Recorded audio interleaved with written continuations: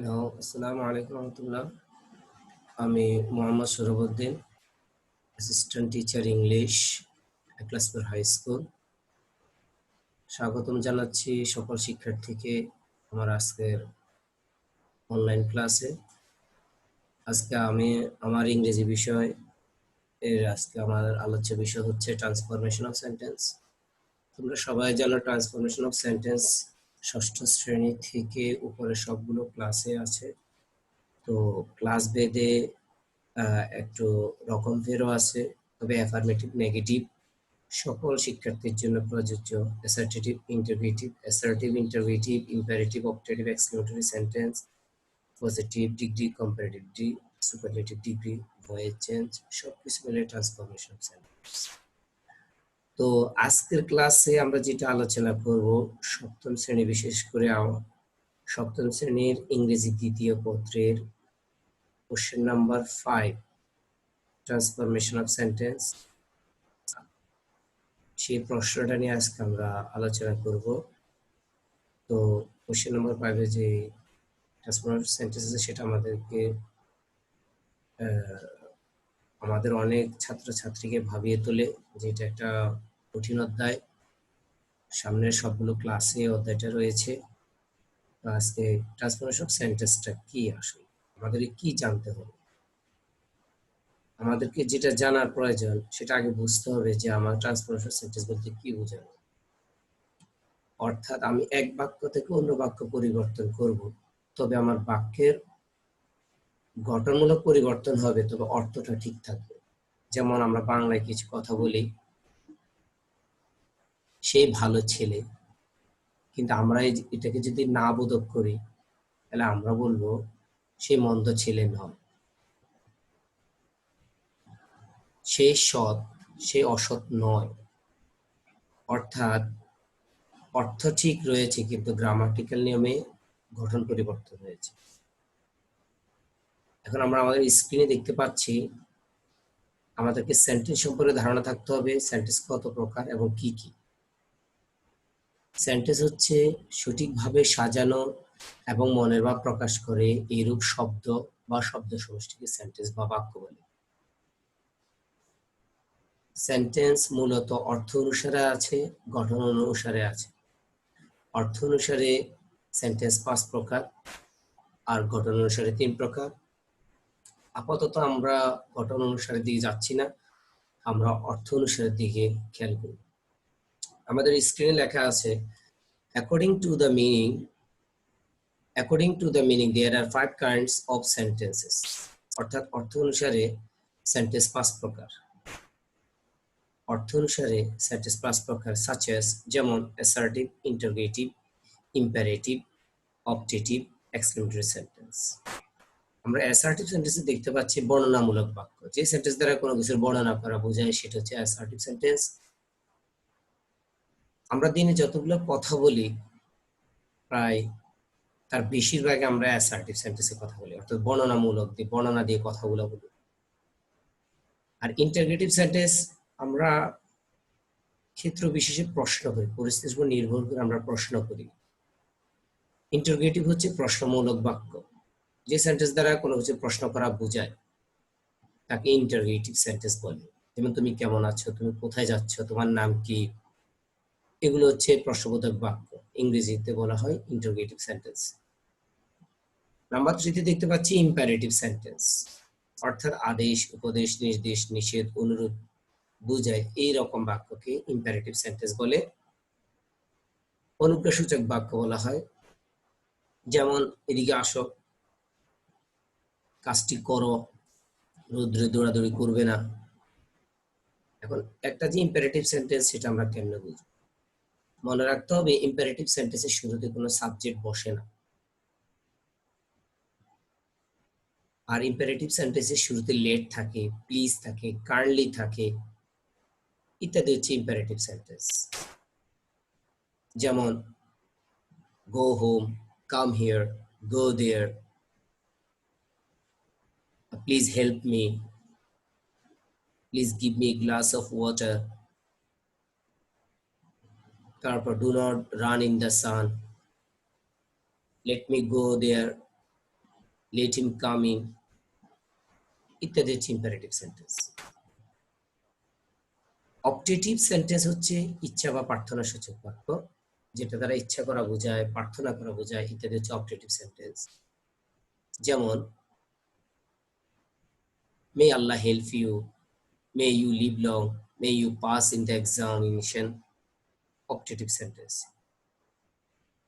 Exclamatory sentence হচ্ছে আবেগসূচক বাক্য।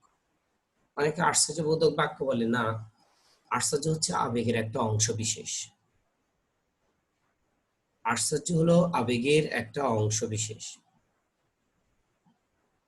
তো এক্সক্লেমেটরি সেন্টেন্স বলতে কাকে বোঝায়? যে সেন্টেন্স দ্বারা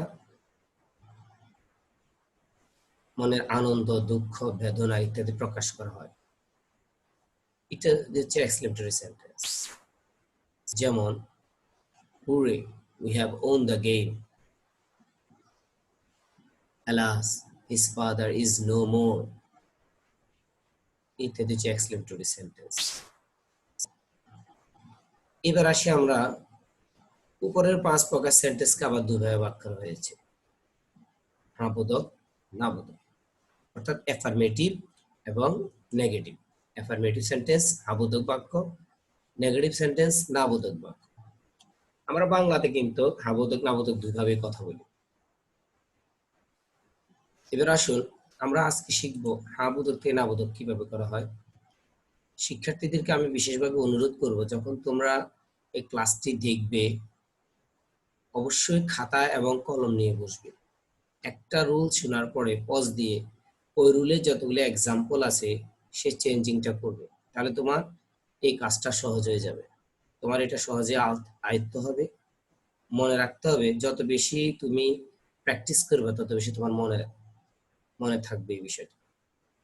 তাহলে আমরা প্রথমে আসি অ্যাফার্মেটিভ থেকে নেগেটিভ। আজকে আমাদের ক্লাস হবে অ্যাফার্মেটিভ থেকে নেগেটিভ সেন্টেন্স। আমরা প্রথম রুল 1 এ যাই। যেমন আমরা যাই রুল 1 বলছে অনলি বা অ্যালোন যদি অ্যাফার্মেটিভ সেন্টেন্সকে নেগেটিভ করতে হলে কি করতে হবে? যদি কোনো অ্যাফার্মেটিভ সেন্টেন্স আমরা অনলি বা অ্যালোন দেখি, তাহলে নেগেটিভ করতে হলে আমাদেরকে বুঝতে হবে এটা কি ব্যক্তির ক্ষেত্রে ব্যবহৃত হয়েছে, না বস্তুর ক্ষেত্রে, না বয়স বা সংখ্যার ক্ষেত্রে। আমরা প্রথম রুলসটাতে আসি।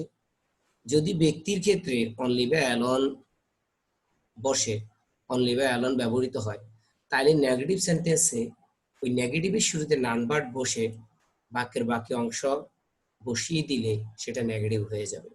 আমাদের উদাহরণ 1 এক্সাম্পলে গিয়ে দেখি আমরা অ্যাফার্মেটিভ সেন্টেন্সে only Allah can help us. Negative আমরা কি করলাম? শুধু অনলির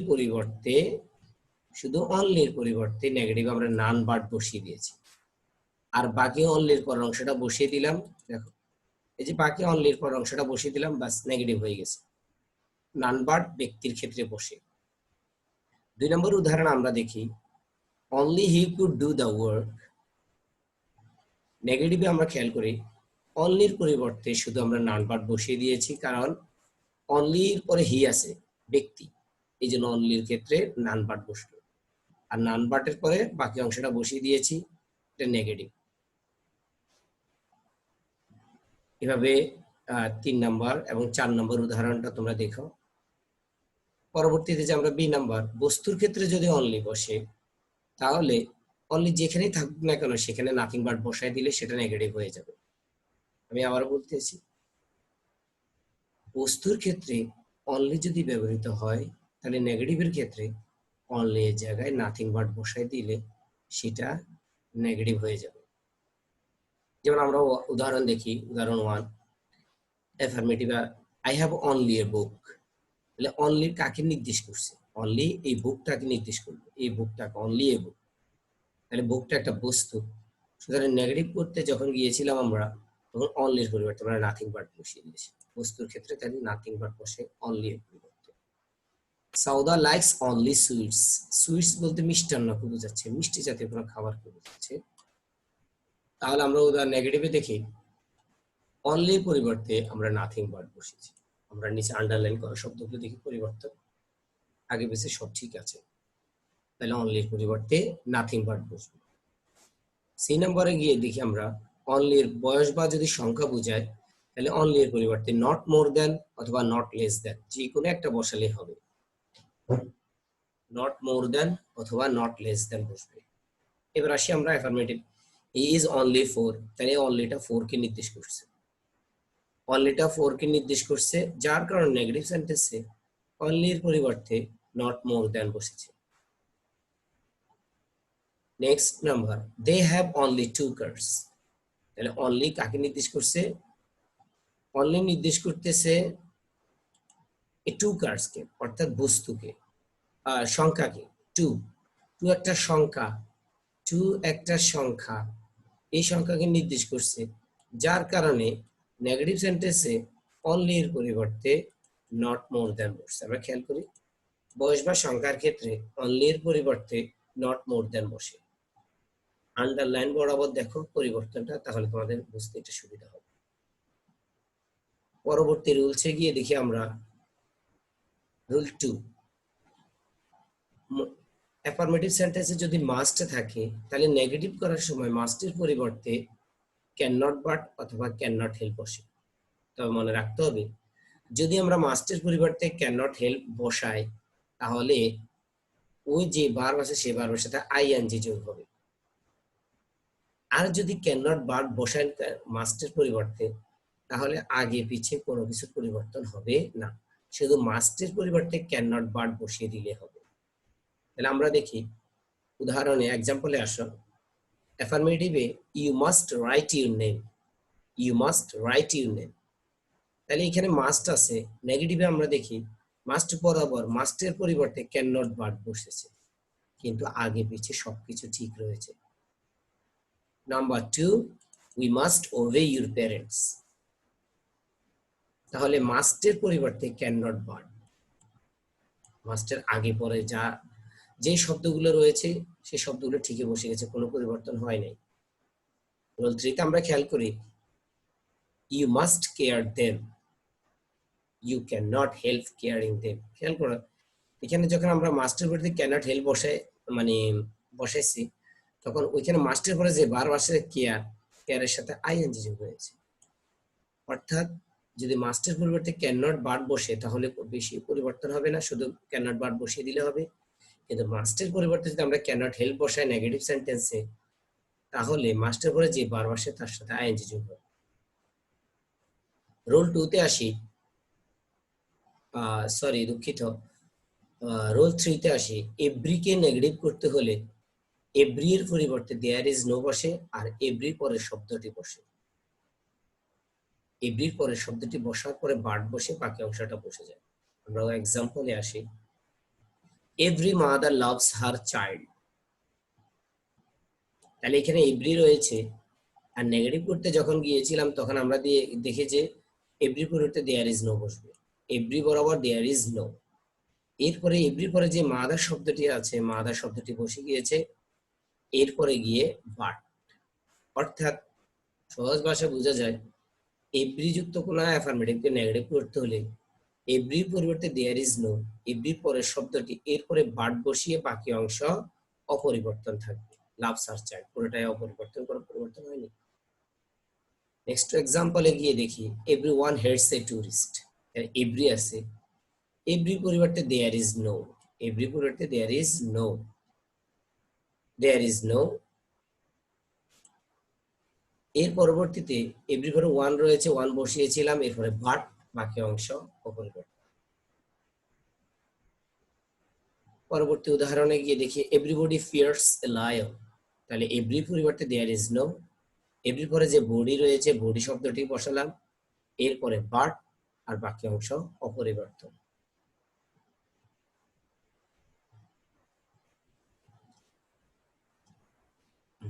সপ্তম শ্রেণীর জন্য রুল 4 অত ইম্পর্টেন্ট না, তবে নবম এবং দশম শ্রেণীর জন্য রুল 4টা অনেক ইম্পর্টেন্ট। সপ্তম এবং অষ্টম শ্রেণীর জন্য রুল 4 ইম্পর্টেন্ট না, নবম এবং দশম শ্রেণীর জন্য ইম্পর্টেন্ট। আমরা এরপরে আসি রুল 5-এ। অ্যাফার্মেটিভ সেন্টেন্সকে নেগেটিভ করতে হলে কি করতে হবে? সাধারণ অ্যাফার্মেটিভ সেন্টেন্স নেগেটিভ করতে হলে কি করতে হয়? আমরা নট বসাবো, এরপরে মূল শব্দের বিপরীত শব্দ বসাবো। যেমন আমরা এক্সাম্পলে গিয়ে দেখি, he is a good man, he is not a bad man. তাহলে আমরা টু বি ভার্বের উপরে নট বসালাম, আর গুড এর বিপরীত শব্দ ব্যাড। গুড এর বিপরীত শব্দ কি? Bad. He is not a bad man, অর্থাৎ সে খারাপ লোক নয়, তার মানে অর্থ ঠিক রয়েছে, সে ভালো লোক। 2 নম্বর উদাহরণ, Rakib is an honest boy. Rakib is not negative করতে হলে এম ইজ আর ওয়াজ এর উপরে নট বসাতে হয়। এরপরে বাকি অংশ, এ ডিসঅনেস্ট বয়। তাহলে এখানে এন, এখানে এ কেন? আমরা জানি অনেস্ট শব্দের মধ্যে এইচ রয়েছে, আর এইচ এর উচ্চারণ যদি না হয় তাহলে সেখানে আর্টিকেল এন বসে। আমার আর্টিকেলের ভিডিওটা তোমরা দেখলে তোমরা বুঝতে পারো, আমি রুলসগুলো সেখানে খুব সংক্ষিপ্ত আলোচনা করেছি সহজভাবে। আর এখানে ডিসঅনেস্ট লেখা আছে, ডিস এখানে একটা প্রেফিক্স, ডি আছে কনসোনেন্ট, যার কারণে এখানে এটা বসেছে। তাহলে Rakib is an honest boy, Rakib একজন সৎ লোক। Rakib is not a dishonest boy, Rakib একজন অসৎ বালক নয়, অর্থ ঠিক রয়েছে। রুল 6, অলওয়েজ যদি থাকে অ্যাফার্মেটিভ সেন্টেন্সে, অলওয়েজ এর পরিবর্তে নেভার হবে, আর অলওয়েজ এর পরে যে মূল শব্দটা তার বিপরীত শব্দ হবে। যেমন আমরা উদাহরণে গিয়ে দেখি, হি ওয়াজ অলওয়েজ পাংচুয়াল। পাংচুয়াল মানে সময়ানুবর্তী, সম্মতে যে কাজ করে। নেগেটিভের দিকে, হি ওয়াজ নেভার লেট, অর্থাৎ সে দেরি নয়। তাহলে অলওয়েজ এর পরিবর্তে নেভার, অলওয়েজ এর পরিবর্তে নেভার, আর পাংচুয়াল এর পরিবর্তে লেট, বিপরীত শব্দ। Affirmative, I always tell truth. I always tell truth, আমি সর্বদা সত্য কথা বলি। আই নেভার টেল লাই, আমি কখনো মিথ্যা বলি না। তাহলে অলওয়েজ এর বিপরীত শব্দ নেভার, আর ট্রুথ এর বিপরীত শব্দ লাই।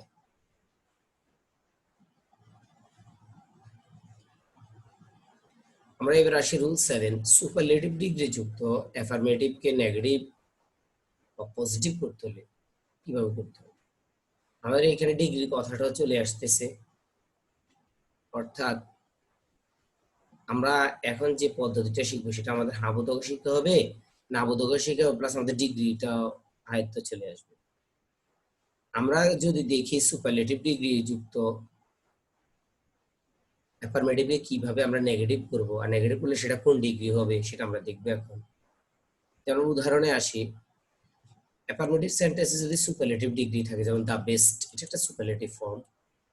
দা বেস্ট এটা একটা সুপারলেটিভ ডিগ্রি, দা বেস্ট একটা সুপারলেটিভ ডিগ্রি। এই সুপারলেটিভ ডিগ্রি যুক্ত হাবোধককে নাবোধক কিভাবে করব? নেগেটিভের শুরুতে নো আদার বসাবো, নেগেটিভ শুরুতে নো আদার বসবে। এরপরে সুপারলেটিভ ডিগ্রি করার পরবর্তী অংশটি, batsman in the team, batsman in the team, no other batsman in the team. এরপর অক্সিলারি ভার্ব ইজ শুরুতে আছে, এরপরে অ্যাজ। দ্য বেস্টের পজিটিভ ডিগ্রি হচ্ছে গুড, এরপরে আবার অ্যাজ, এরপরে শুরু যে সাবজেক্ট হি রয়েছে সেই হিট। তার মানে আমরা শিখলাম যদি নো আদার থাকে সেটা পজিটিভ ডিগ্রি হবে প্লাস নেগেটিভ সেন্টেন্স হবে। দ্বিতীয় নম্বর উদাহরণ, you are the best boy in the class. তাহলে দ্য বেস্ট রয়েছে সুপারলেটিভ ফর্ম, নেগেটিভ করতে হলে শুরুতে নো আদার, এরপরে দ্য বেস্ট অর্থাৎ সুপারলেটিভ ডিগ্রির পরের অংশ বয় ইন দ্য ক্লাস, এরপরে শুরু যে ইজ থেকে আসলো, যেহেতু ইউ আর, ইউর সাথে আর বসে, সাবজেক্ট অনুসারে বার বসে, কিন্তু ইজটা আসলে এই কারণে যেহেতু নো আদার বয় আছে সাবজেক্ট হিসেবে, যার কারণে এখানে ইজ হয়ে রয়েছে। এরপরে অ্যাস, এরপরে দ্য বেস্টের পজিটিভ ডিগ্রি হচ্ছে গুড, এরপরে আবার অ্যাস, এরপরে শুরু সাবজেক্ট যে ইউ রয়েছে ইউ লাস্টে আসবে। তারপর এখানে আমরা একটা জিনিস বলতে পারি, এখানে আমাদের ডিগ্রি তো আলোচনা হলো প্লাস নেগেটিভ অ্যাফার্মেটিভ সেন্টেন্সটি আলোচনা।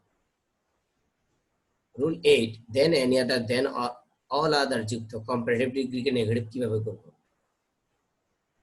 ঠিক আগের নিয়মে রুল 7 এর মতোই, he is better than any other boy in the class. Than any other boy, than any other, than all other থাকলে এটা কম্পারেটিভ ডিগ্রি প্লাস এটা অ্যাফার্মেটিভ সেন্টেন্স।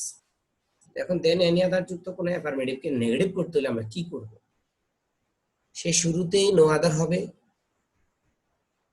নো আদার বসবে, দেন নি আদারের পরের অংশ বয় ইন দ্য ক্লাস, বসেছে বয় ইন দ্য ক্লাস। এরপরে আগে সাবজেক্ট যে ভার্ব আছে ইজ, এরপরে অ্যাজ, এরপরে যে বেটার শব্দটি রয়েছে, বেটার, বেটারের কি বলে এটা, বেটারের পজিটিভ ফর্ম হচ্ছে গুড, এরপরে অ্যাজ, আবার সাবজেক্ট হি। অর্থাৎ এখানে আমরা শিখলাম নো আদার থাকলে ঠিক পজিটিভ ডিগ্রি হবে, প্লাস এটা নেগেটিভ সেন্টেন্সও হবে। দ্বিতীয় উদাহরণটা তোমরা দেখো তাহলে। Dhaka is bigger then all other cities in Bangladesh. তাহলে আগের মতোই ঠিক নো আদার রয়েছে, দেন অল আদারের পর যে সিটি শব্দটি, সিটি, কারণ এখানে সিটিজ হয়েছে দেন অল আদার থাকার কারণে, আর এখানে সিটি হয়েছে নো আদার থাকার কারণে, সিঙ্গুলার বোঝাচ্ছে। No other city in Bangladesh, সে আগের মতোই ইজ, আবার এস, বিগারের পজিটিভ ফর্ম বিগ, এরপর আবার এস, এরপর শুধু সাবজেক্ট ঢাকা। অর্থাৎ এটা নেগেটিভ সেন্টেন্স হয়েছে, প্লাস এটা পজিটিভ ডিগ্রি হয়ে গিয়েছে। রুল 9, দেন যুক্ত কম্পারেটিভ ডিগ্রিকে কিভাবে আমরা নেগেটিভ করব? দেন, শুধু দেন রয়েছে, তাহলে আমরা আসি, দেনের শেষের অংশ প্রথমে বসবে, বার টেন্সে পার্সন অনুযায়ী বসবে, নট বসবে সেই আগের মতোই, সো ডট এস বসবে, কম্পারেটিভ ডিগ্রি পজিটিভ ফর্ম বসবে, আবার এস, আবার প্রদত্ত সেন্টেন্স সাবজেক্ট। অর্থাৎ এটা পজিটিভ ডিগ্রি হয়ে যাবে, প্লাস এটা নেগেটিভ সেন্টেন্স হবে। এখনকার যে নিয়ম সেটা পজিটিভ ডিগ্রি হবে, প্লাস এটি নেগেটিভ সেন্টেন্স হবে। তাহলে আমরা আসি, he is stronger than you. Stronger বলতে কাকে বোঝায়? স্ট্রঙ্গার কম্পারেটিভ ডিগ্রি, আবার দেন রয়েছে কম্পারেটিভ ডিগ্রির মধ্যে বসে দেন শব্দটি। তাহলে এই দেন যুক্ত কোনো অ্যাফার্মেটিভ সেন্টেন্সকে যদি সেটা পজিটিভ ডিগ্রি থাকে সেটাকে আমরা নেগেটিভ করব। দেনের পরে যে সাবজেক্টটি রয়েছে ইউ, তাকে আমরা প্রথমে নিয়ে গিয়েছি নেগেটিভ সেন্টেন্সে, এরপরে ইউর সাথে বার বসে, যেভাবে আমরা জানি যে সেন্টেন্সের পরটা সাবজেক্টের পরে ভার বসে, ইউর সাথে আর বসে, এখানে হির সাথে ইজ বসছে, সুতরাং ইউ যখন সাবজেক্ট হিসেবে বসালাম তখন ইউর সাথে আর বসে, স্বাভাবিক। ইউ আর, এরপরে নট অ্যাজ অথবা সো, নট অ্যাজ, আর স্ট্রঙ্গারের পজিটিভ ডিগ্রি হচ্ছে strong, not as strong as he. Okay, আমরা পরবর্তী রুলসে যাই। অ্যাজ ডট অ্যাজ যুক্ত পজিটিভ ডিগ্রি বা নেগেটিভ করতে হবে। অ্যাজ এর পরিবর্তে নট লেস বসে, প্রথম অ্যাজ এর পরিবর্তে নট লেস, শেষ অ্যাজ এর পরিবর্তে দেন বসে। সোজা কথা, দুইটা অ্যাজ থাকলে প্রথম অ্যাজ এর পরিবর্তে নট লেস বসাবো, আর দ্বিতীয় অ্যাজ এর পরিবর্তে দেন বসাবো, তাহলে এইটি নেগেটিভ সেন্টেন্স হবে, প্লাস এটি কম্পারেটিভ ডিগ্রি হয়ে যাবে। তাহলে আমরা দেখি, Robi and Rahat were as strong as Rakib. তাহলে নেগেটিভ করতে গিয়েছি যখন, তখন প্রথমে সাবজেক্ট এবং ভার্ব সব ঠিক, রবি এন্ড রাহাত। ওয়ার প্রথমে আছে জায়গায় not less, were not less, strong এর জায়গায় স্ট্রং বসে গিয়েছে, নট লেস স্ট্রং, দ্বিতীয় জায়গায় দেন, এরপর লাস্টের সাবজেক্ট রাখে, অর্থাৎ negative comparative degree, negative sentence হয়েছে, প্লাস এটা কম্পারেটিভ ডিগ্রি। পরেরটা উদাহরণ দেখি, he is as good as you. He is as good as you. তাহলে আমরা দেখি, হি ইজ প্রথমে অ্যাজ এর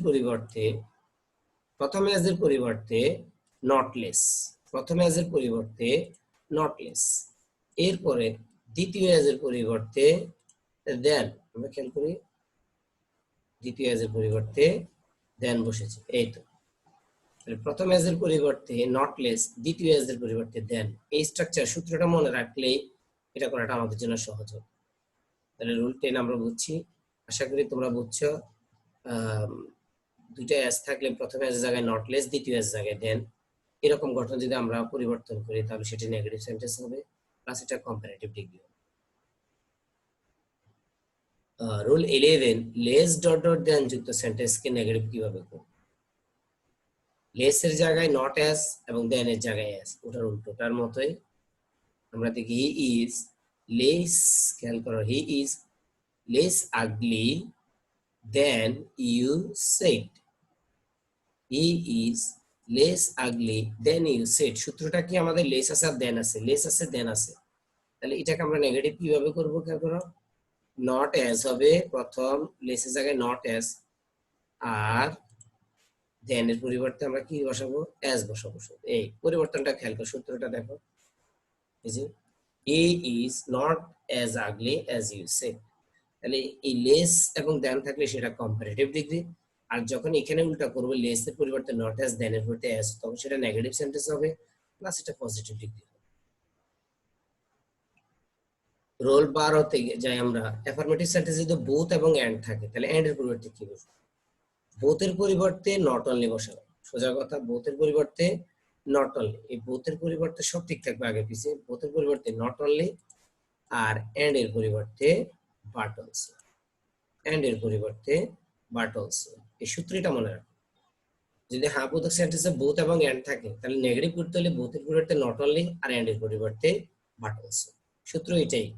তাহলে উদাহরণগুলো তোমরা লেখো, উদাহরণগুলো লিখলে তোমাদের মনে থাকবে সহজে। কারণ পরবর্তী উদাহরণ থেকে বোথ আছে, তাহলে নেগেটিভ করতে হলে বোথের পরিবর্তে নট অনলি আর এন্ড এর পরিবর্তে বাট অলসো বসবে, এই সূত্রটা হলো এটা, বোথের পরিবর্তে নট অনলি, এন্ড এর পরিবর্তে বাট অলসো। আর এইভাবে গঠন করলে আমরা এটা নেগেটিভ করাটা আমাদের জন্য সহজ হবে। পরবর্তী রুল 13টা নবম এবং দশম এবং একাদশ শ্রেণীর জন্য উত্তম, 2.2 থাকলে কি হয়। এবার আমরা এখানে রুল 14 সপ্তম শ্রেণীর জন্য, অষ্টম শ্রেণীর জন্য এটা ইম্পর্টেন্ট। রুল 14, চিরন্তন সত্য অ্যাফার্মেটিভকে নেগেটিভ করতে হলে কি করতে হবে আমাদের, যে চিরন্তন সত্য, এটাকে আমরা চিরন্তন, যেমন honesty is the best policy, health is well, এগুলো চিরন্তন সত্য।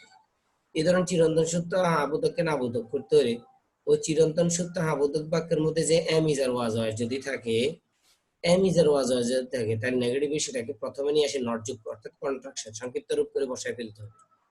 তাহলে ইজ আছে ইজেন্ট হয়ে গেছে, আর বাকি অংশ পুরোটা যেটা বাকি রয়েছে সেটা বসে দিলাম লাস্টের প্রশ্নবোধক চিহ্ন, তাহলে এটা নেগেটিভ সেন্টেন্স পরিবর্তন হয়েছে। হেলথ ইজ ওয়েল, এখানে আমরা দেখি ইজ আছে, সুতরাং নেগেটিভ উত্তরের শুরুতে ইজেন্ট করে দিলাম, এই যে ইজেন্ট, আর বাকি সব পুরোটা বসে দিলাম, এটি নেগেটিভ হয়ে গিয়েছে। তার মানে বোঝা গেল চিরন্তন সত্য বাক্যকে অ্যাফার্মেটিভ থেকে নেগেটিভ করতে হলে যদি চিরন্তন সত্য বাক্যের মধ্যে এম ইজ আর ওয়াজ আর ইত্যাদি অক্সিলারি ভার্বগুলো থাকে, তাহলে নেগেটিভের শুরুতে সেটা বসিয়ে নট যোগ করে দিই, বাকিটা বসিয়ে দিলে সেটা নেগেটিভ সেন্টেন্স হয়ে যাবে। আচ্ছা, বি নম্বরে দেখি, যদি অ্যাফার্মেটিভ সেন্টেন্সে অক্সিলারি ভার্ব না থাকে তবে নেগেটিভ করতে হলে ইন্টারগেটিভের গঠনে নেগেটিভ করতে হবে। আমরা দেখি গঠন প্রণালী do not, does not, did not, আর পুরোটা ঠিক। যেমন you like me, you like me, এখানে কোনো এম ইজ আর ওয়াজ হয় না, কোনো অক্সিলারি ভার্ব নেই, আছে প্রিন্সিপাল ভার্ব লাইক, যেহেতু লাইক প্রিন্সিপাল ভার্ব এই জন্য, আর লাইকটা প্রেজেন্ট টেন্সে আছে যার কারণে আমরা শুরুতে ডোন্ট লিখেছি, ডোন্ট, ডোন্ট লিখে বাকি পুরোটা বসিয়ে দিলাম, এই জন্য এটা কি হয়ে গেছে নেগেটিভ। আর ভার্বটা যদি পরেরটা দেখি হেল্পস, হেল্পস, এটাও প্রেজেন্ট ইনডিফিনিট টেন্স আছে, বাট এই ভার্বের সাথে এস বাই এস আছে, যার কারণে নেগেটিভের শুরুতে ডাজেন্ট হবে। খুব খেয়াল করতে হবে, যদি কোনো ভার্ব যদি প্রেজেন্ট টেন্সে আছে এবং ওই ভার্বের সাথে যদি এস বাই এস থাকে, তাহলে নেগেটিভ বলেন ইন্টারগেটিভ বলেন তার শুরুতে ডাজেন্ট হবে, আর বাকি পুরোটা যে অংশটা রয়েছে সেই অংশটা পুরোটা বসবে। তো পরবর্তী যে প্রিন্সিপাল আছে হেল্পস, তার সাথে এস আর যোগ হবে না, যেহেতু ডাজেন্ট লিখেছি আমরা শুরু। পরেরটা দেখি শি হেল্পড, এখানে হেল্পটা পাস্ট টেন্সে আছে, এখানে হেল্প শব্দটি পাস্ট টেন্সে আছে। যদি কোনো প্রিন্সিপাল ভার্ব পাস্ট টেন্সে থাকে তাহলে নেগেটিভ বলেন ইন্টারগেটিভ বলেন তার শুরুতে ডিডেন্ট লিখতে হবে, ডিডেন্ট, ডিডেন্ট লিখে সেন্টেন্সের শুরু থেকে লাস্ট পর্যন্ত লিখবো। তো মানে রাখতে হবে ওই পাস্ট ফর্মটা তখন আর ফার্স্ট ফর্ম বসে, তখন প্রেজেন্ট ফর্ম হবে, যেহেতু শুরুতে ডিডেন্ট বসেছে। আমি এটি আরেকবার আলোচনা করছি, এটি ইম্পর্টেন্ট একটা রুলস। যদি প্রিন্সিপাল ভার্ব যুক্ত কোনো অ্যাফার্মেটিভকে নেগেটিভ করতে হয় তাহলে দেখতে হবে প্রিন্সিপাল ভার্বটা প্রেজেন্ট টেন্সে আছে না পাস্ট টেন্সে আছে। যদি প্রেজেন্ট, মূল ভার্বটা যদি প্রেজেন্ট ফর্মে থাকে তাহলে শুরুতে ডোন্ট হবে আর বাকিটা বসে যাবে। আর প্রিন্সিপাল ভার্বটা যদি প্রেজেন্ট ফর্মে আছে কিন্তু ভার্বের সাথে এস বাই এস আছে, তাহলে শুরুতে ডাজেন্ট হবে আর বাকিটা বসবে, তবে প্রিন্সিপাল ভার্বের সাথে আর এস বাই এস হবে না। আর প্রিন্সিপাল ভার্বটা যদি পাস্ট টেন্সে থাকে তাহলে শুরুতে ডিডেন্ট বসবে আর বাকি পুরোটা বসবে। তবে খেয়াল রাখতে হবে ওই প্রিন্সিপাল ভার্বটা তখন পাস্ট টেন্সে প্রেজেন্ট টেন্স হয়ে যাবে, যেহেতু শুরুতে ডিডেন্ট বসেছে। প্রিয় শিক্ষার্থীবৃন্দ, আশা করি তোমরা এই রুলস গুলো বুঝেছ 1 থেকে 14 পর্যন্ত, এবং এগুলা তোমাদেরকে লিখতে হবে। যত লিখবে তত তুমি শিখবে এবং এটা তোমার মনে থাকবে। আমি এবার রুল 15 এ আসি। সামটাইমস যুক্ত অ্যাফারমেটিভ সিনোনিমস নেগেটিভ করব কিভাবে। সামটাইমস, দেখো তোমরা যদি সামটাইমস থাকে, সামটাইমস এর পরিবর্তে নট অলওয়েজ লিখে দিবে, শেষ। নট অলওয়েজ, নট অলওয়েজ সব সময় নয়, সামটাইমস মানে মাঝে মাঝে, কথা ওই একটাই। এই রিক্সা পুলার ইজ সামটাইমস হ্যাপি, মাঝে মাঝে সে সুখী, একজন রিক্সা চালক। এই রিক্সা পুলার ইজ নট অলওয়েজ হ্যাপি, সব সময় সুখী নয়, মাঝে মাঝে সুখী। তাহলে অলওয়েজ সামটাইমস এর পরিবর্তে নট অলওয়েজ, সামটাইমস এর পরিবর্তে নট অলওয়েজ, এই সূত্রটা মনে রাখবে। সামটাইমস থাকলে নট অলওয়েজ। রুল 16, মেনি যুক্ত অ্যাফারমেটিভ কে নেগেটিভ কিভাবে করবে। মেনি এর স্থলে নট এ ফিউ বসবে, মেনি এর স্থলে নট এ ফিউ বসবে, আর এই নট এ ফিউ বসবে, মেনি এর স্থলে নট এ ফিউ বসবে। আমরা দেখি এই মেনি, মেনি বরাবর নট এ ফিউ, সূত্র মনে রাখো। মেনি থাকলে নট এ ফিউ, মেনি থাকলে নট এ ফিউ। অ্যাফারমেটিভ সেন্টেন্সে যদি মেনি থাকে নেগেটিভে সেটা নট এ ফিউ হবে। এই রুলস গুলো মনে রাখতে হবে। এই যে not a few, not a few, এই। তবে যদি রুল 17 এ গিয়ে দেখি আমরা, যদি মাছ থাকে, মাছ, মাছ থাকে নট এ লিটল, মাছ থাকলে নট এ লিটল হবে, মাছ থাকলে নট এ লিটল। এই যে নট এ লিটল আমরা দেখতে পাচ্ছি, নট এ লিটল, মাছ থাকলে নট এ লিটল হবে। আজকে এই পর্যন্ত থাকবে, আশা করি তোমরা বুঝেছো। পরবর্তী ক্লাসে আমি তোমাদের বইয়ের কিছু উদাহরণ করাতে চেষ্টা করব, অথবা তোমাদের যে মডেল কোশ্চেন আছে, মডেল কোশ্চেন নিয়ে কিছু আলোচনা করব। বইয়ের মধ্যে যে প্রশ্ন আকারে আছে ট্রান্সফরমেশন সেন্টেন্স, সেইভাবে আলোচনা করতে আমি চেষ্টা করব। এবং আশা করি তোমরা এই কাজগুলো ভালো করে প্র্যাকটিস করবে, যত লিখে প্র্যাকটিস হবে তত মনে থাকবে। আর যদি কারো এই শীটটা দরকার হয়, যে আমার নিয়মে তোমার শীটটা ভালো লেগেছে, তাহলে আমার সাথে যোগাযোগ করলে আমি শীটটা তোমাদেরকে এটা পাঠিয়ে দিব। তাহলে আজকের জন্য এই পর্যন্ত, সবাই ভালো থেকো। পরবর্তী ক্লাসের আমন্ত্রণ জানিয়ে আজকে এখানে শেষ করলাম। আসসালামু আলাইকুম ওয়া রাহমাতুল্লাহ।